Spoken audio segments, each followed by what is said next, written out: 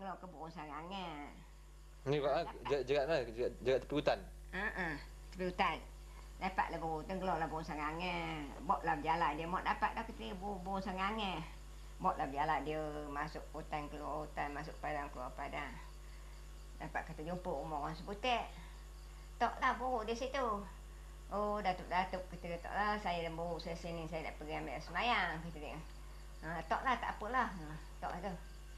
Tok dia pergi ambil semayang, balik lah semayang, tengok. Mana dia burung saya sini tadi, kata dia. Habis makan ada kucing, kata dia.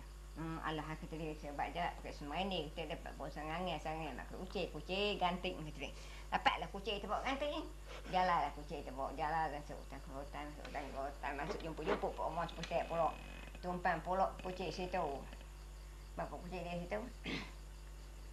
Kata dia, tumpang, Datuk kata tumpang kucing saya sini, saya nak pergi ambil semayang. Tinggal, tuan tu tinggal. Balik dia ambil semayang. Mana dia kucing saya sini? Habis makan danyi. Kucing. Makan danyi kucing dia.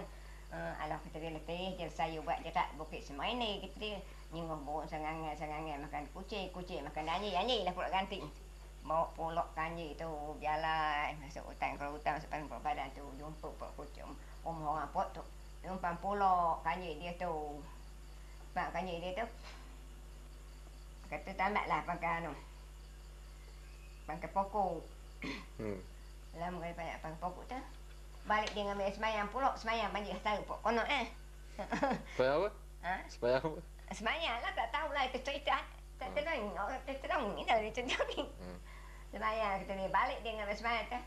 Mana dia anjing sini tadi? Habis cucuk dah kebau, kata orang tu. Alah, kata dia, habis buang kucing saya, kata dia. Saya buat jerat ke semua ni, buang sangangan, makan kucing, makan anjing, cucuk kebau tu. Kebau dah ganting. Bawa pulak kebak tu masuk hutan, keluar masuk padang, keluar padang. Kata jumpa rumah seputar, tinggal pulak kebak di situ. Dia pergi ambil semayang pulak. Lepas tu dia pun dua pulak kata, tinggallah Datuk, kata kebak saya sini, saya pergi ambil semayang. Pergi ambil semayang, dia balik ambil semayang, tengok kebak dia mati lah. Kenapa kebak saya mati, kata dia. Nyempak tu buah pelau, kata dia, nyempak buah apa tu, kata nyempak mati lah.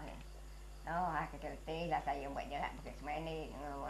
Sangat makan kucing makan danyi nyempak dah. Anyiknya jok dah kebau, kata kebau nyempak buang pelau lah ganting. Mak lah buang pelau tu, jalan jumpa satu rumah orang Telawak, rumah anak raja. Berhentilah dia pulak situ, kata berhenti tu. Tinggallah buang pelau di situ. Buang pelau di situ. Dia pun balik dengan semayang pula tu, tengok kata dia pun pelau saya, dia pun pelau saya sini tadi, kata. Habis makan dah nak raja. Alah, kata je lah aku buat jalan kat semua ni, kita dengan pun sangangan makan kucing makan anjing nyecap kebab mencepak buang pelau kan. Raja. Lah ni makan anak raja lah ganting. Dan dia raja, dia nikah dah dengan raja orang pandai podok tadi, tu cerita dongeng. Nikah anak raja, habislah dia senang lah, kaya lah dia, kata. Itu cerita dongeng, itu banyak lagi cerita, walaupun je.